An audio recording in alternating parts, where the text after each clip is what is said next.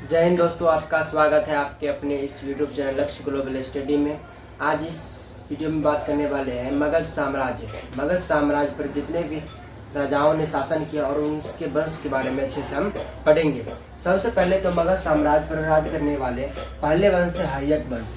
मगध साम्राज्य पर पहली बार शासन करने वाले वंश कौन थे? तो हर्यक वंश थे। तो हर्यक वंश के संस्थापक कौन? बिंबिसार थे। हर्यक वंश के आपसे एग्जाम पूछा जाएगा कि हर्यक वंश के संस्थापक कौन थे? हर्यक वंश के संस्थापक बिंबिसार थे। और जो ये बिंबिसार जो है ये मगध का राजा था। जो बिंबिसार ये कहाँ के राजा थे? मगध का राजा थे। और ये है ना, मगध के सिंहासन पर 15 वर्ष की आयु में ही बैठ गया। ये जो है बिंबिसार अपने राज्य को संभालने के लिए 15 वर्ष की आयु में अपने सिंहासन पर बैठ गया। और इन्होंने सिंहासन पर बैठने के साथ ही इन्होंने अपनी राजधानी सबसे पहले गिरिब्रज को बनाया। और आपसे एग्जाम पूछा जाएगा कि बिंबिसार ने सबसे पहले अपनी राजधानी कहाँ पर बनाया? तो गिरिब्रज में बनाया। उसके बाद गिरिब्रज के बाद इन्होंने अपनी राजधानी वहां से बदलकर इन्होंने कर दी राजगिरी। इन्होंने कहा कर दिया? राजगिरी कर दिया। क्योंकि राजगिरी जो है एक पहाड़ी क्षेत्र में बसा है, जो कि पहाड़ पर है, और इस पर आक्रमण करना शत्रुओं के लिए बहुत ही कठिन था। और इसीलिए इसी को मद्देनजर रखते हुए बिंबिसार ने अपनी राजधानी राजगिरी में बनवाया, जिससे कि भारी आक्रमण ना कर पाए और हमारा राज्य सुरक्षित रहे हमेशा। और इन्होंने जो बिंबिसार जो थे, इन्होंने 80,000 गांवों को मिलाकर अपना एक साम्राज्य बनाया था। और उन्होंने उसी के विस्तार के लिए इन्होंने बगल क्षेत्रों पर छोटे छोटे राज्यों पर इन्होंने क्या किए? आक्रमण करना शुरू कर दिए। जो बिंबिसार जो थे, इन्होंने अपने साम्राज्य के विस्तार के लिए अपने से छोटे राज्यों पर इन्होंने क्या किया? अपना आक्रमण करना शुरू कर दिया, जिससे कि उसका साम्राज्य बढ़ सके। और इसके लिए इन्होंने बहुत सारे नीति लाए। सबसे पहले तो इन्होंने अपने साम्राज्य के विस्तार के लिए दूसरों से करना शुरू कर दिया। जो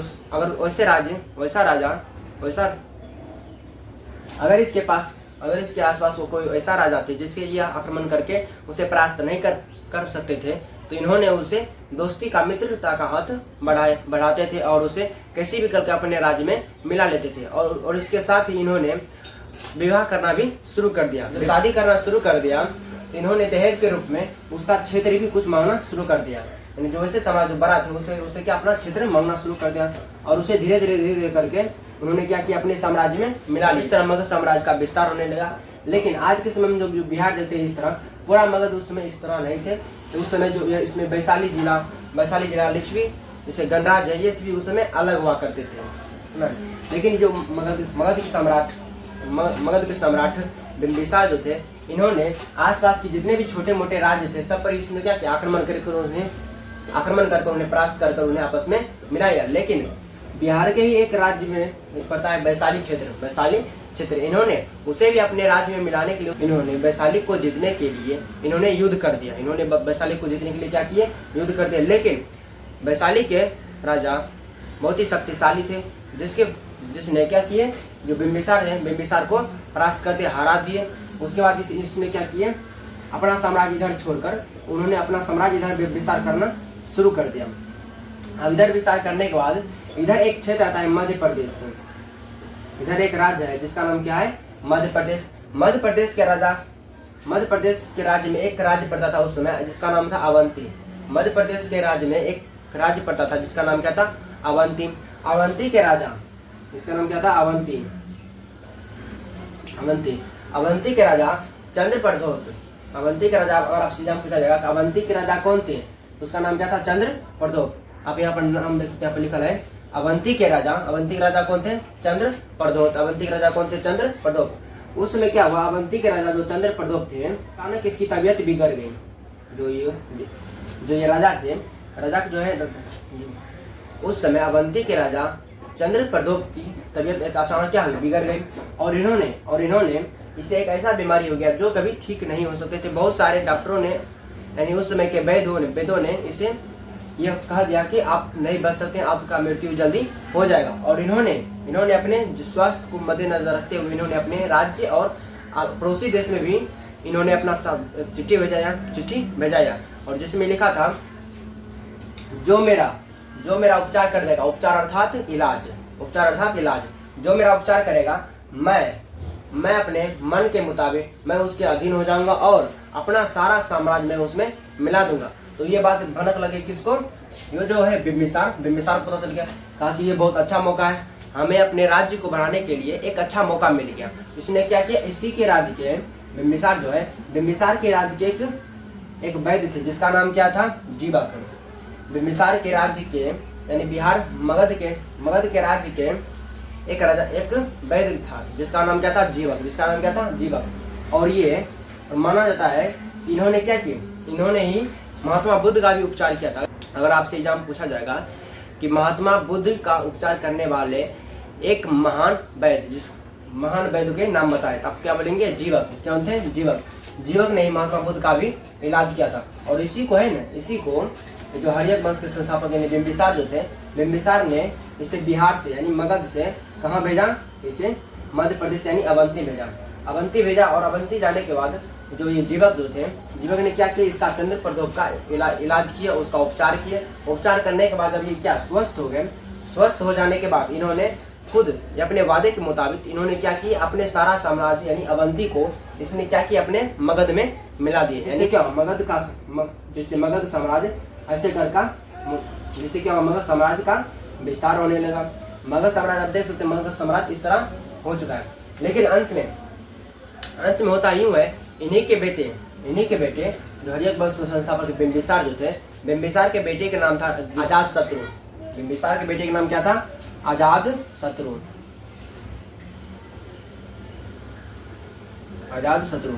बिम्बिसार के बेटे का नाम क्या था, अजातशत्रु ने क्या किया, अपने ही पिता यानी बिम्बिसार को इन्होंने क्या किया, भाला से मारकर हत्या कर दी। बिम्बिसार का हत्या किसने किया, तो अजातशत्रु ने किया, उन्हीं के जो बेटे थे। अजातशत्रु का अर्थ क्या होता है जान लेते हैं। अजातशत्रु का मतलब होता है शत्रुओं का नाश करने वाला। अगर आपसे एग्जाम पूछा जाएगा कि अजातशत्रु का मतलब क्या होता है, शत्रुओं का नाश करने वाला। क्या होता है, शत्रुओं का नाश करने वाला। और इसने अपने पिता की हत्या कर दी थी, इसीलिए इसे पितृहंता वंश भी कहा जाता है। अगर आपसे एग्जाम पूछा जाएगा तो पितृहंता वंश भी किसे कहा जाता है, तो पितृहंता वंश भी इसी वंश को कहा जाता है जिस वंश के अजातशत्रु थे, अर्थात हर्यक वंश। और हर्यक वंश की ईस्वी भी यहाँ पर दिया है 544 से लेकर 492 BC यानी ईसा पूर्व तक था। हर्यक वंश को ही क्या कहा जाता है, हमने जान लिया, हर्यक वंश को ही क्या कहा जाता है, पितृहंता वंश भी कहा जाता है। इस हर्यक वंश में जितने भी राजा हुए और राजा के जितने भी बेटे थे, सभी बेटों ने अपने पिता की हत्या की, इसलिए इसे पितृहंता वंश भी कहा जाता है। अलग है, इस अजातशत्रु ने अपने मगध की सुरक्षा के लिए उसने अपनी राजधानी यानी राजगिरी जो कि उसके पिता ने अजातशत्रु ने बनवाया था, जो उसके पिता बिम्बिसार ने राजगिरी बनवाया था, उसने उस राजगिरी का किलाबंदी कर दिया। अगर आपसे एग्जाम पूछा जाए किलाबंदी किसे कहते हैं, किलाबंदी अर्थात जो राजधानी है, राजधानी के चारों पट्टी किला का बंदी कर देना, यानी चारों पट्टी से क्या करना, उसे बंद कर देना, जिससे कि बाहरी आक्रमण पर अच्छे से ना पहुंचे। पहले नंबर तो जो राजगिरी है, राजगिरी खुद एक पहाड़ पर है। राजगिरी कहाँ पर, एक पहाड़ पर। लेकिन राजगिरी पहाड़ पर होने के बावजूद भी कुछ ऐसे भी शक्तिशाली राजा थे जो उस पर आक्रमण करके जीत सकता था। और इसी से बचने के लिए अजातशत्रु ने क्या किया, उसने अपने साम्राज्य की राजधानी जो था राजगिरी किसने क्या किया, किलाबंदी करा लिए, जिससे क्या ये सुरक्षित रह सके। अजातशत्रु के काल में ही अजातशत्रु के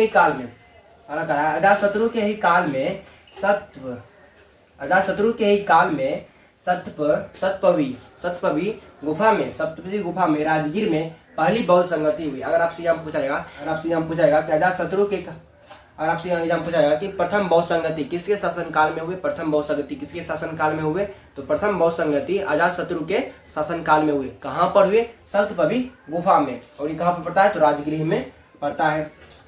आय कह रहा है कि जो अजातशत्रु जो पिता थे अर्थात बिम्बिसार जो कुछ देर पहले हमने आपको बताया था, बिम्बिसार ने अपने साम्राज्य के विस्तार के लिए इन्होंने आसपास के छोटे छोटे राज्यों पर इसने क्या किया, कब्जा करना शुरू कर दिया, उस पर आक्रमण करना शुरू कर दिया और उसे जीत लेते थे। लेकिन इसी के पास में एक वैशाली साम्राज्य था, एक क्या थे, वैशाली साम्राज्य, जिस पर अजातशत्रु के बेटे अर्थात अजातशत्रु के पिता अर्थात बिम्बिसार ने आक्रमण किया, लेकिन उसे जीत नहीं पाया था। लेकिन अपने पापा के सपना पूरा करने के लिए पूरा करने के लिए वैशाली पर आक्रमण कर दिए। कौन कर दिए? तो ये जो अजातशत्रु जो थे, अजातशत्रु ने अपने वैशाली पर इसने क्या किया? आक्रमण कर दिया। और वो भी किसके? अपने मंत्री कर्मचारी के सहयोग से। सबसे पहले तो इन्होंने पता लगाया आखिर हम लोग इतने बड़े शक्तिशाली होने के बावजूद भी हम लोग वैशाली को क्यों नहीं हरा पा रहे हैं। तो जब बाद में इन्होंने देखा कि जो वैशाली जो लोग थे, जो युद्ध करने के लिए आ रहे थे, युद्ध करने के लिए सबसे पहले वो अपने आगे में वैसे लोगों को रखते थे जो क्या सबसे ज्यादा शक्तिशाली हो, पहलवान हो, उसे क्या आगे में रखते थे, दूसरे में कमजोर वाला, उसे तीसरे में कमजोर वाला। इसे सबसे पहले किसने जान गया? अजातशत्रु को पता चल गया। अजातशत्रु को पता चल गया उसके जो साम्राज्य है, जब वो युद्ध करता है तो उसका जो युद्ध नीति है, युद्ध जो करता है, युद्ध के सामने में सबसे पहली पंक्ति में उसे वैसे इंसान को खड़ा करता है जो क्या शक्तिशाली हो, जिसके कारण उसे परास्त करना और भी कठिन हो जाता था। इसी का फायदा उठाते हुए इसने एक दिमाग लगाया। इसने अजातशत्रु ने एक दिमाग लगाया। अगर हम उसके पास जाएंगे तो सब लंबे हुआ करते थे, अगर शक्तिशाली यानी लंबे हुआ करते थे, भाला लेकर चलते थे। और उसने भाला से बचने के लिए अजातशत्रु ने वैशाली पर आक्रमण करने के लिए दो सबसे बड़े हथियार, अजातशत्रु ने वैशाली पर आक्रमण करने के लिए दो सबसे बड़े हथियार, एक का नाम था मूलस्म और दूसरे हथियार का नाम था महाशिलाकंटक। दूसरे हथियार का नाम क्या था? महाशिलाकंटक। आप स्क्रीन पर देख रहे होंगे महाशिलाकंटक और रथमुसल क्या है, देख सकते हैं आप। हथियार अच्छे से देख लीजिए। आप लोग जानते होगा कि बाहुबली फिल्म, अपने बाहुबली फिल्म देखे होंगे। बाहुबली फिल्म में जो भल्लाल देव थे, भल्लाल देव ने भी इसका उपयोग किया था। किसका? महाशिलाकंटक का। और बाहुबली जो थे, भल्लाल देव ने क्या किया? महाशिलाकंटक का उपयोग किया। और बाहुबली जो थे, बाहुबली ने रथमुसल का उपयोग किया, जिसमें क्या होते थे, आपने देखे होंगे जो बहुत बड़े पत्थर हुआ करते थे, पत्थर को एक छोटे से डंटी में लटका के उसे आसानी से क्या फेंक दिया करते थे और उसमें फेंक आग लगा के उसे फेंक दिया करते थे। और उससे भी नहीं हुआ तो उसमें क्या तिरपाल बांध कर उसे फेंका करते थे और उसमें अंत में जाकर उसे आग लगा देते थे, जैसे कि अधिक लोगों की क्षति होती और अधिक सैनिक मारा करते थे। और उसी का उपयोग यहाँ पर भी किया था। तो उन्होंने भी वैशाली के युद्ध के क्रम में उसका उपयोग किया। दूसरा हथियार था महाशिलाकंटक। दूसरा हथियार क्या था? महाशिलाकंटक का उपयोग बाहुबली में आपने देखोगे भल्लाल देव जो रथ पर सवार, रथ के आगे में बहुत बड़ा एक चक्र लगा हुआ था। रथ के आगे में क्या था? बहुत बड़ा चक्र लगाया था, जिससे कि रथ जैसे ही आगे बढ़ता था, उसके जो पंख हुआ करते थे, पंख ऐसे घूमने वाला, उसने क्या आगे वाले सैनिक को जो पहलवान भाला लेकर बैठे थे उसे क्या वो काट दिया करते थे, उसकी क्षति करते थे। जिससे लल्ली कट गया, टंगड़ी कट गया, उसे काट देते थे, जिससे इसे मारने में और भी सहूलियत हो जाते थे। और इस सबसे बड़े दो हथियार यानी रथमुसल और महाशिलाकंटक की सहायता से इन्होंने जो अजातशत्रु ने क्या किया? वैशाली पर विजय प्राप्त कर लिए। अजातशत्रु जो है उसने क्या किया? वैशाली पर विजय प्राप्त कर लिए। विजय प्राप्त जब कर लिए तो इसके पिता की सपना अर्थात बिंबिसार की सपना पूरा हो गया। और उसके बाद इसके ही पुत्र जो अजातशत्रु जो थे, अजातशत्रु के बेटे का नाम क्या था? उद्दीन। अजातशत्रु के बेटे का नाम क्या था? उद्दीन। अगर एग्जाम पूछा जाएगा अजातशत्रु के बेटे का नाम क्या था? उद्दीन। आपने देखे होंगे जिस तरह अजातशत्रु ने अपने पिता बिंबिसार की हत्या करती है, ठीक उसी प्रकार उसके बेटे अर्थात अजातशत्रु के बेटे उद्दीन भी अपने पिता अजातशत्रु की हत्या कर देती है। और इसीलिए इसे अतिथिहंता वंश भी कहा जाता है। आपको हमने पहले ही बता दिया था। और जो उसके बाद जो आएगा ये उद्दीन, उसके बाद कौन आएगा? उद्दीन हल्का कमजोर शासक थे जो उतना अच्छा साम्राज्य को नहीं चला पा रहे थे। लेकिन अगर आपसे हम पूछा कि हर्यक वंश में सबसे शक्तिशाली सम्राट, सबसे शक्तिशाली योद्धा कौन हुए, तो पहला नाम आएगा ये बिंबिसार। पहला किसका नाम आएगा? बिंबिसार। और दूसरा नाम आएगा अजातशत्रु। दूसरा कौन आएगा? अजातशत्रु। हर्यक वंश में सबसे ज्यादा शक्तिशाली यही दो बाप बेटे थे जो सबसे ज्यादा शक्तिशाली और युद्ध लड़ने में एक्सपर्ट थे। इसका नाम क्या था? एक का नाम बिंबिसार और एक का नाम अजातशत्रु, बाप बेटा है इसमें। और उसके बाद जो अजातशत्रु के बेटे आएंगे, उसके अजातशत्रु के जो बेटे हो गए उद्दीन ने ही अपने पिता की हत्या कर देती है। अब उसके बाद अब हम उद्दीन के बारे में अच्छे से जान लेते हैं। उद्दीन सबसे पहले जान लेते हैं। उद्दीन ने अपना राजधानी परिवर्तन किया, यानी इससे पहले जो राजधानी था कहाँ? राजगिरी से हटाकर इन्होंने अपना राजधानी पाटलिपुत्र बना लिया। पाटलिपुत्र बना लिया। और जो उद्दीन जो थे, उद्दीन के बेटे का नाम था नागदशक। उद्दीन के बेटे का नाम क्या था? नागदशक। नागदशक ने क्या, नागदशक एक अयोग्य शासक थे। नागदशक, अब जब पूछा जाएगा कि हर्यक वंश के सबसे अयोग्य शासक कौन थे, तो हर्यक वंश के अयोग्य शासक नागदशक थे। कौन थे? नागदशक थे। और नागदशक के अयोग्य होने के कारण उसी के सेनापति शिशुनाग उसकी हत्या कर देती है। और आपसे यहाँ पूछा जाएगा नागदशक की हत्या कौन करती है, तो उसी के सेनापति जिसका नाम क्या था? शिशुनाग, उसकी हत्या कर देती है। और उसके बाद मगध में एक नए वंश की स्थापना होती है। अब हम उस वंश के बारे में अच्छे से पढ़ लेते हैं। तो मैंने हर्यक वंश के बारे में अच्छे से पढ़ लिया। हर्यक वंश के जितने भी शासक थे सभी के बारे में मैंने एक एक करके पॉइंट यहाँ पर हमने लिख दिए थे। आप लोग, मैं उम्मीद है आप लोग उसे अच्छे से नोट डाउन कर लिए होंगे। अब हम आगे पढ़ते हैं शिशुनाग वंश। आगे क्या है? शिशुनाग वंश। जो नागदशक, उसकी हत्या कौन किए थे? जो शिशुनाग ने उसकी हत्या कर दी थी। और उनके बाद मगध का राजा कौन बन गया था?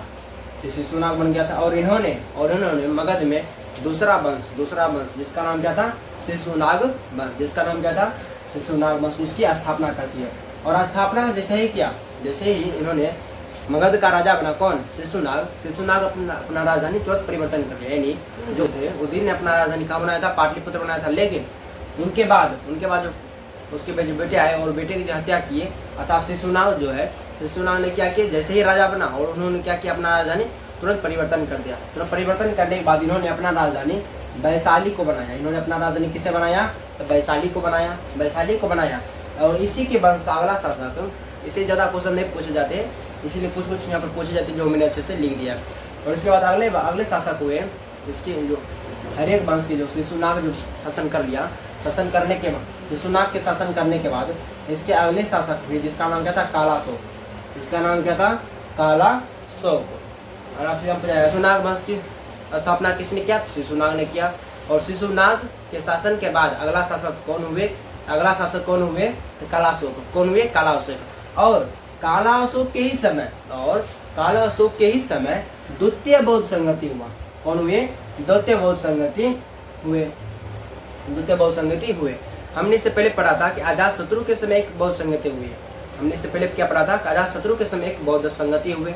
और दूसरा बौद्ध संगति किसके समय हुआ? कालाअशोक। किसके समय? कालाअशोक के समय हुआ। इसे अच्छे से नोट डाउन करते जाएगा कि सबसे ज्यादा भी आई है। और ये अधिकांश एग्जाम में पूछे जाते हैं। इसे अच्छे से आप लोग अच्छे से नोट डाउन कर लीजिएगा। जो शिशुनाग इन्होंने अपना राजधानी कहाँ बनाया था? उन्होंने अपना राजधानी वैशाली जो बनाया था, वैशाली को इसने क्या किया? जो कालाशोक ने अपनी राजधानी वहाँ से बदल ली। कालाशोक ने क्या किया? वहाँ से अपनी राजधानी बदल कर कहाँ कर दी? तो फिर से पाटलिपुत्र। कहाँ कर दिए? पाटलिपुत्र। यानी यहाँ जो हम नक्शा इसलिए बनाया है कि आपको अच्छे समझ में आए।